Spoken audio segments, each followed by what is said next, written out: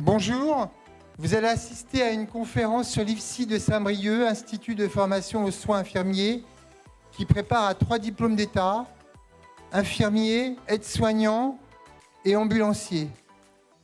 Je vais donner la parole à Monsieur Le Goff, qui va vous présenter essentiellement les 3 formations, mais surtout infirmier, et les relations qui sont prévues entre la formation d'infirmier et la PASS ou la LAS des études de santé. Voilà. Je vous remercie. Donc, bonjour, Christian Le Goff, je suis cadre supérieur de l'IFPS de Saint-Brieuc.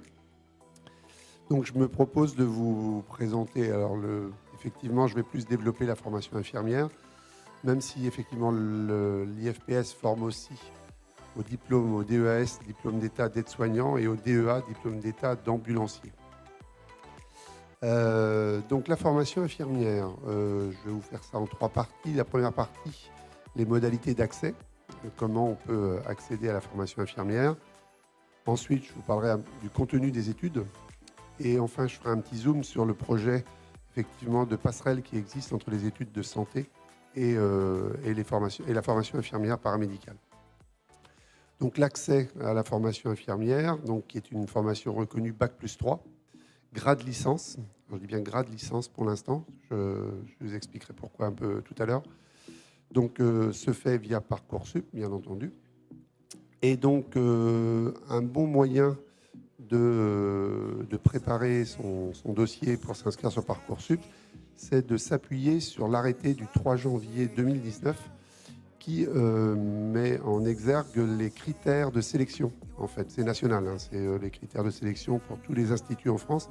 On s'appuie sur cet arrêté pour faire notre sélection. Alors, pour faire très bref, qu'est-ce qu'il y a dans cet arrêté? Donc, dans ces critères, de fait, le métier d'infirmier ou d'infirmière, c'est un métier à la fois technique et aussi de relations humaines. Donc, vous allez trouver à l'intérieur des critères à la fois qui font appel à la rigueur, je serais tenté de dire à la rigueur, la logique, etc., de plus une orientation un peu plus scientifique, mais aussi des critères en lien avec les relations humaines, c'est-à-dire cette capacité à aller vers les autres, bien entendu, pour prendre en charge les personnes lors des soins. Donc voilà, c'est important, je pense, de s'appuyer sur ces critères pour construire son projet sur Parcoursup. Donc après, quand la sélection est faite, que vous rentrez en institut de formation, vous en avez pour 3 ans. Donc 3 ans d'études, 6 semestres, puisqu'on est dans un système universitaire, 180 ECTS à valider lorsque vous obtenez le diplôme d'État, avec donc 50% de temps passé en cours et 50% de temps passé en stage. C'est une formation en alternance, 50-50. Donc, où effectivement les enseignements théoriques touchent, on va dire, 4 domaines, 4 grands domaines, c'est-à-dire qu'il y a ce qu'on appelle des sciences contributives, c'est-à-dire il y a là-dedans des sciences humaines et sociales et des sciences biologiques et médicales. C'est 2 grands domaines de sciences contributives, c'est-à-dire qu'on n'est pas dans le cœur de métier infirmier, mais ce sont des apports qui sont incontournables pour exercer cette profession. On n'imagine pas quelqu'un exercer cette profession sans aucune connaissance sur la psychologie humaine, par exemple. Ce n'est qu'un exemple. La législation, donc très important aussi, forcément. Et dans le domaine médical, on n'imagine pas une infirmière qui n'a aucune connaissance sur les pathologies, sur comment on les prend en charge, comment on les surveille. Voilà, donc 2 grands domaines de sciences contributives.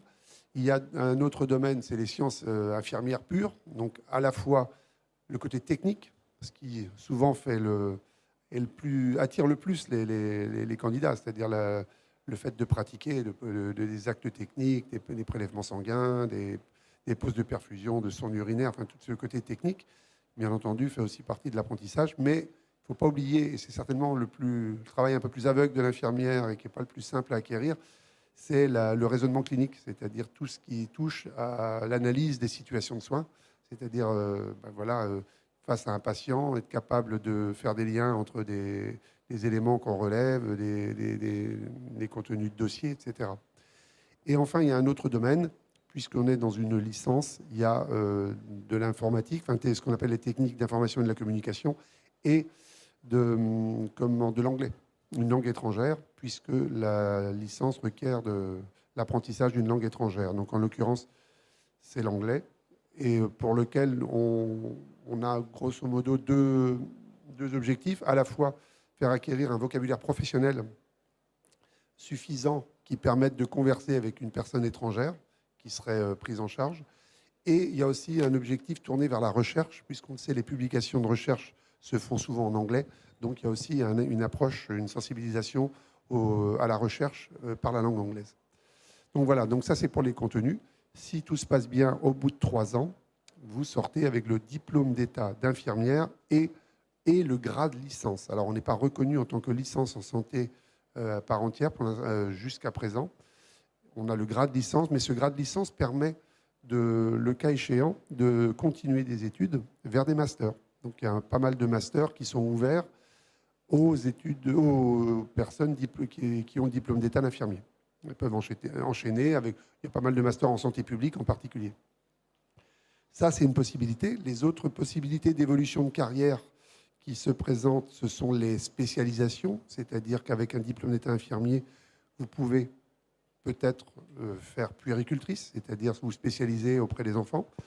Vous pouvez faire infirmière anesthésiste, infirmière de bloc opératoire, cadre de santé. Voilà, c'est les 4 spécialisations qui existent dans notre domaine. Et vient de se rajouter dernièrement, ça fait 2-3 ans, apparaissent ce qu'on appelle les infirmières de pratique avancée. Donc les infirmières de pratique avancée, ce sont des infirmières qui font à nouveau 2 années d'études et qui ont un grade master et à qui on délègue des compétences médicales. On le sait tous, il y a une pénurie de médecins qui est assez criante. Donc il y a un certain nombre de compétences médicales qui ont été transférées vers d'autres métiers. Et l'infirmière de pratique avancée fait partie de ces métiers qui bénéficient donc de ce transfert de compétences médicales. En clair, le rôle de l'infirmière de pratique avancée, c'est d'assurer un suivi de patients atteints de pathologies chroniques. Donc voilà, donc elle est dans un domaine bien précis, mais elle fait un suivi, c'est-à-dire des examens cliniques, des prescriptions, comme un médecin. Voilà donc les évolutions possibles à partir d'un diplôme d'état d'infirmier. Ce que je voulais aussi vous faire un petit zoom sur la spécificité du projet qui est en train de se mettre en place avec l'université de Rennes, l'université de médecine. C'est-à-dire qu'il y a un regroupement de 10 instituts bretons, les 3 des Côtes-d'Armor, les 4 d'Ille-et-Vilaine et les 3 du Morbihan. On est en train de travailler sur un projet de passerelle entre les études de médecine et les études infirmières. Alors, passerelle dans les 2 sens, c'est-à-dire qu'un étudiant de PASS, donc première année spécifique santé, peut prendre l'option sciences infirmières et à la fin de son année de PASS, s'il n'a pas peut-être pu réussir à passer en médecine, il n'a pas été sélectionné, s'il a validé l'option sciences infirmières, il peut très bien, sous certaines conditions, intégrer une 2e année d'études d'infirmière. Donc voilà, en première année de médecine, il passe en 2e année d'études d'infirmière. Et dans l'autre sens, nous allons devenir ce qu'on appelle une LAS, les études d'infirmière. Donc c'est en projet. Normalement, dès la rentrée, nous serons une LAS, c'est-à-dire que, même chose, un étudiant infirmier pourra, s'il le souhaite, suivre l'option médecine, en quelque sorte la mineure en médecine, donc c'est 100 heures d'enseignement, qui lui permettrait, si tout se passe bien, d'intégrer une 2e année de médecine, dans la mesure où il validerait son année infirmière et où il aurait un très bon résultat dans ses épreuves de médecine, avec une procédure qui, derrière, il y a une épreuve orale aussi, enfin, il y a toute une procédure qui est mise en place au niveau de la fac de médecine. Mais en tout cas, c'est les passerelles qui sont en train de se créer. Et puisque je vous parlais de grade licence, parallèlement, nous sommes en train de créer la licence en santé avec d'autres partenaires, et par exemple l'IFPEC, l'Institut de formation profession de kiné, d'ergothérapeute, kiné, ergo, pédicure, podologue. Voilà. Oui, je crois que c'est ça. Voilà. Ils sont avec nous, et donc on va créer une licence en santé avec donc l'option sciences infirmières, l'option kiné, etc., etc. Donc on est en train de travailler sur des troncs communs avec eux. Que vous dire d'autre? Les quotas, puisque c'est quelque chose d'important, bien sûr, pour les personnes qui souhaitent rentrer. Donc, nous travaillons donc sur un regroupement en sélection sur Parcoursup. Nous sommes dans le regroupement 22-35, c'est-à-dire que si vous cochez un vœu qui s'appelle ici 22-35, dessous, vous allez avoir 7 sous-vœux qui vont apparaître, les 7 écoles du 22-35. Ça fait un vœu. Vous pouvez très bien, si vous souhaitez intégrer un IFSI breton, cocher un deuxième vœu qui sera l'IFSI du 29, donc les 4 IFSI du Finistère, voire un troisième vœu qui serait les IFSI du Morbihan. Sachant que sur Parcoursup, vous avez le droit, sauf si les règles changent cette année, à 5 vœux d'institut de formation soins infirmiers. Voilà, donc ce qui augmente vos chances. À l'intérieur de cela, donc nous avons sur le regroupement 22-35 environ, parce que ça varie d'une année à l'autre, mais autour de à peu près 500 places d'offertes. L'année dernière, si je prends les chiffres de l'année dernière, l'année d'avant, nous avons globalement entre 7 et 8 000 candidatures.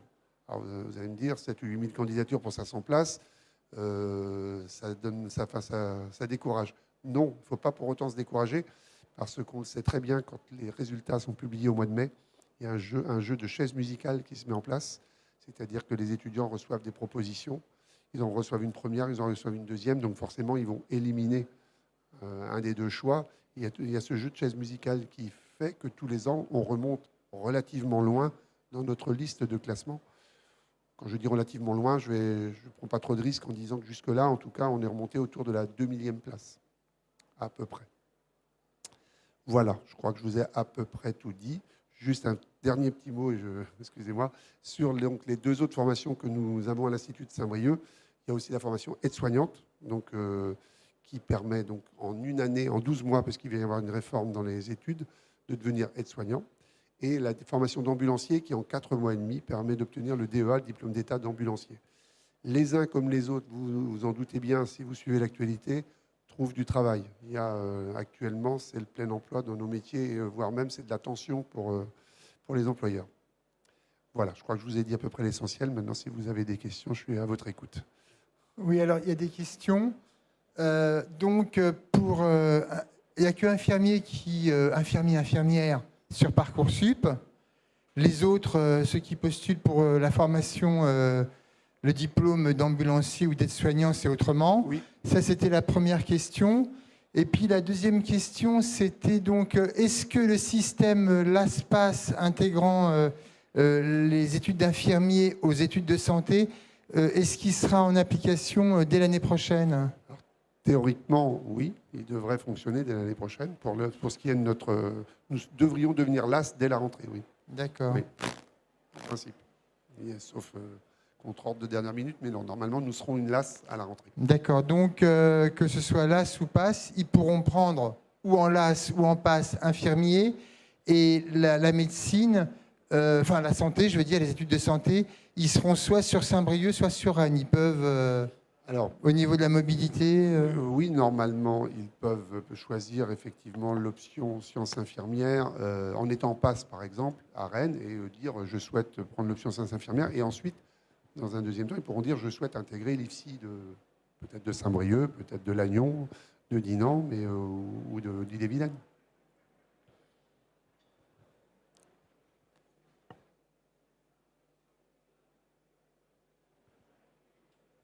Une candidature en école d'infirmière, est-ce qu'elle passe toute son année sur l'IFSI de Saint-Brieuc ou elle peut être sur le site de Rennes?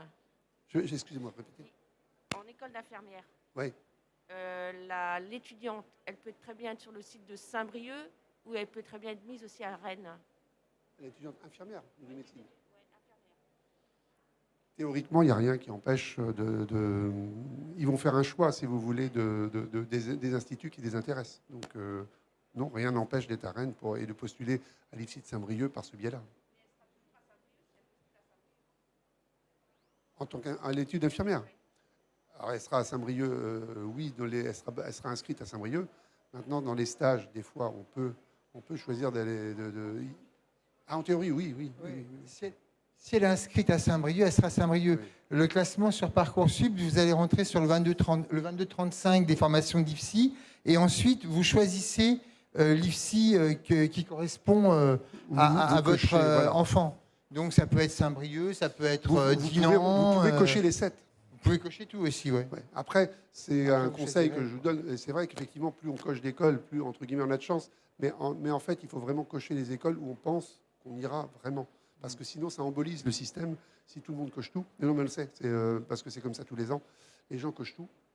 Et en fait, ça embolise le système. C'est-à-dire que du coup, bah forcément, s'il y a plein de candidats inscrits dans toutes les écoles, mais qui... Je sais pas, je vais faire une caricature. Vous habitez Marseille, vous inscrivez à Lille. Il y a de très fortes chances que vous n'y alliez pas. C'est pas la peine d'aller cocher ce choix-là, quoi. Parce que ça va bloquer le système pour les gens du... Enfin, ça bouge un certain temps, parce qu'après, ça se décante quand les gens font des choix. Voilà. Vous voyez, quand Parcoursup, vous faites plusieurs choix, et vous pouvez être admis dans pour plusieurs choix, mais c'est au moment où vous validez que vous libérez les autres choix où vous avez été admise. Enfin, admis, quoi, je ne sais pas, pour votre enfant. Et donc, ça se passe comme ça. Vous voulez une question après, je vous reprends. Oui, vous nous avez parlé des passerelles entre infirmiers et médecine. Y a-t-il aussi bientôt des passerelles entre aides-soignants et infirmières de prévu? Alors, les passerelles entre aides-soignants et infirmières, elles existent déjà, si on veut, parce que, en fait, si vous êtes aide-soignant, il y a bien sûr, il y a toujours des conditions.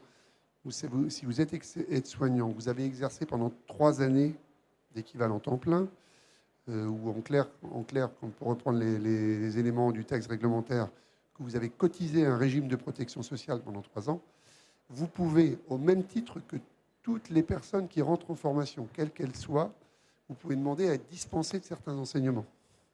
Et c'est vrai pour les aides-soignants, mais c'est vrai pour tout le monde. Quelqu'un, par exemple, qui rentrerait chez nous avec je vais prendre une licence en psychologie, par exemple, il va se dire je ne vais pas refaire les cours de psycho, je les maîtrise. Donc il peut demander à être dispensé des enseignements de psycho et donc de la validation de la psycho.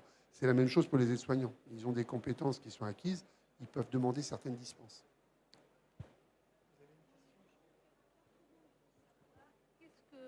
Excusez-moi, comment une élève peut savoir, avec mon diplôme d'aide-soignant, mes 3 ans ou 4 ans d'exercice, en quoi je suis dispensée? Alors, c'est justement la différence avec ce qui se passait avant. C'est-à-dire qu'auparavant, c'était automatique. Vous étiez aide-soignant, on savait, il y avait 3 enseignements pour lesquels vous étiez dispensé, ainsi que le premier stage. Maintenant, c'est individualisé. Et quelque part, c'est pas plus mal, parce que je me rends compte, là, c'est l'expérience. J'ai des aides-soignants qui rentrent en formation. Certains sortent directement de l'école. Ils enchaînent IFAS, IFSI.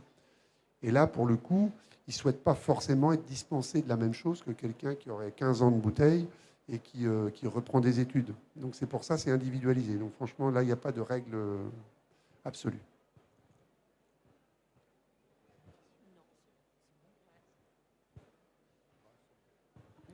On vous remercie, Monsieur Le Goff. C'est moi qui vous remercie. Donc, Institut de formation des soins infirmiers de Saint-Brieuc. Tout à fait. Voilà, avec la perspective l'année prochaine d'une association aux études de santé pour l'ASPAS. Oui. Donc, c'est bien un avancé déjà. Oui, c'est un progrès, oui, tout à fait. Très bien. Et donc, on a parlé également des procédures Parcoursup pour s'inscrire et des formations également d'aides-soignants et d'ambulanciers Oui. assurées par votre institut. Nous vous remercions. C'est moi qui vous remercie. Merci beaucoup. Bonne journée, au revoir. Au revoir.